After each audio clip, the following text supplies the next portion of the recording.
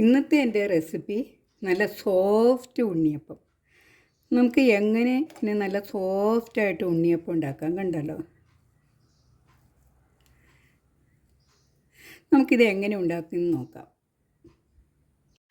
ഉണ്ണിയപ്പം ഉണ്ടാക്കാനായിട്ട് ഞാനിവിടെ എടുത്തിരിക്കുന്നത് 3 കപ്പ് അരിയാണ്. ഇത് വെള്ളത്തിലിട്ട് കുതിർത്ത് വാരി വെച്ചതാണിത്. വാരി വെള്ളമെല്ലാം വാർന്നു പോയതാണ്. ഇത് നമുക്ക് മിക്സിയിലൊന്ന് പൊടിച്ചെടുക്കണം.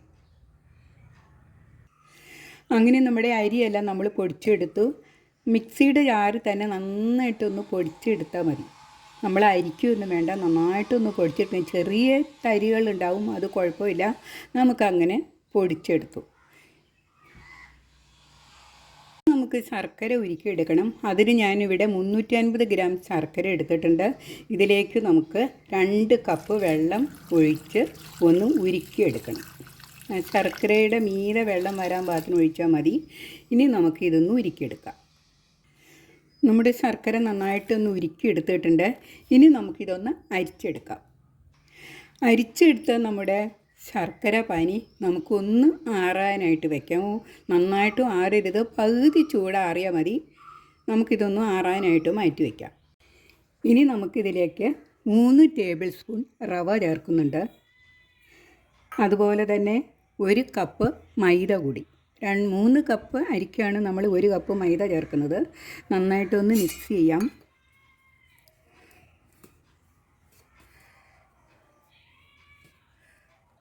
ഇനി നമുക്കിതിലേക്ക് ചേർക്കാനുള്ളത് ഏലക്കായ.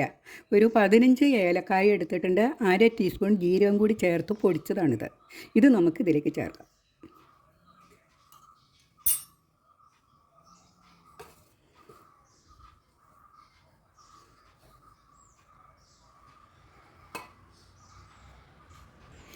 ഇനി നമുക്ക് നമ്മൾ എടുത്ത് വെച്ച നമ്മുടെ ശർക്കര ഉരുക്കിയെടുത്തത്, അത് പകുതി ചൂടുണ്ട്.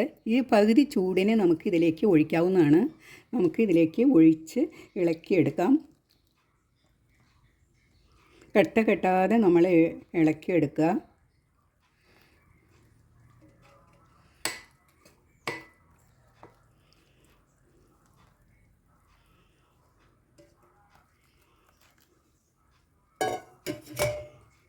കുറച്ച് മാറ്റി വെച്ചിട്ട് നമുക്ക് ഇളക്കി വേണമെങ്കിൽ നമ്മൾ ചേർത്താൽ മതി.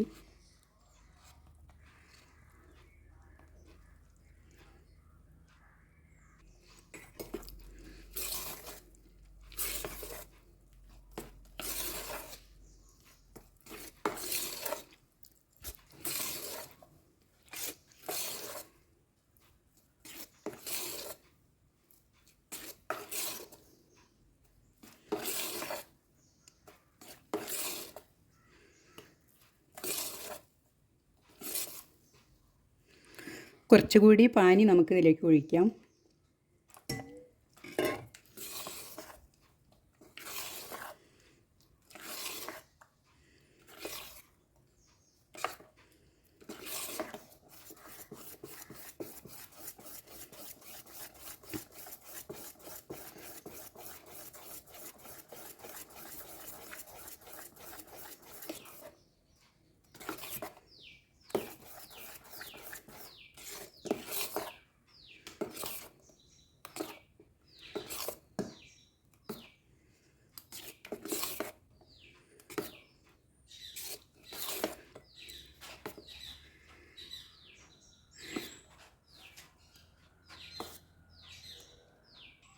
ഇനി ഞാനിവിടെ 3 പാളയം കോടൻ പഴം എടുത്തിട്ടുണ്ട്.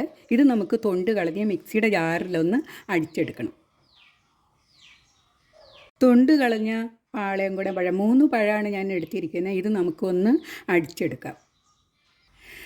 അടിച്ചെടുത്ത പഴം നമുക്കിതിലേക്ക് ചേർത്ത് നന്നായിട്ടൊന്ന് ഇളക്കിയെടുക്കാം.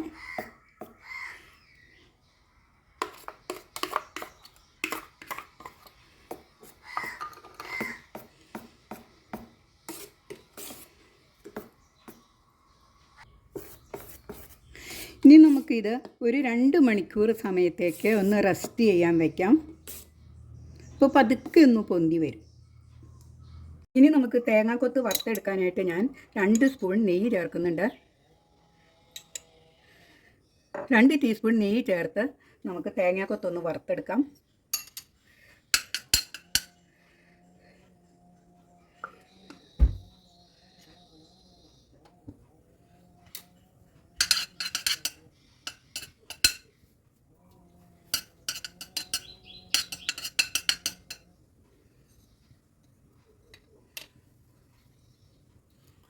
നമുക്ക് തേങ്ങാക്കൊത്ത് ഇതിലേക്ക് ചേർക്കാം.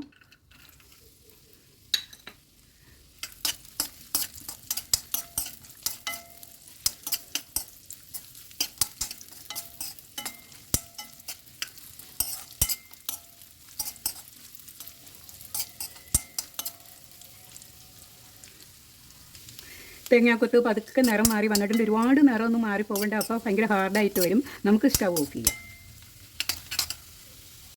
ഇനി നമുക്കിതിലേക്ക് ചേർക്കാനുള്ളത് തേങ്ങാക്കൊത്താണ്. തേങ്ങാക്കൊത്ത് നമ്മൾ നെയ്യോട് കൂടി തന്നെ, നമ്മൾ ഒഴിച്ച നെയ്യും തേങ്ങാക്കൊത്തും എല്ലാം കൂടി നമുക്കിതിലേക്ക് ഇടാം.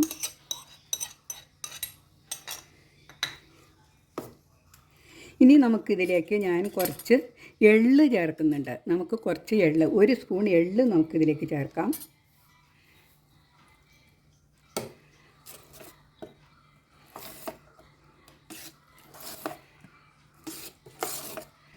നമ്മുടെ ഉണ്ണിയപ്പത്തിൻ്റെ മാവ് റെഡി ആയിട്ടുണ്ട്.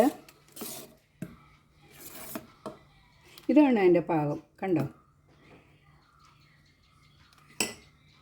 ഞാനിതിലേക്ക് അല്പം ഉപ്പും കൂടി ചേർക്കുന്നുണ്ട് കേട്ടോ. ഉപ്പും കൂടി ചേർത്ത് നമുക്കൊന്ന് ഇളക്കിയെടുക്കണം.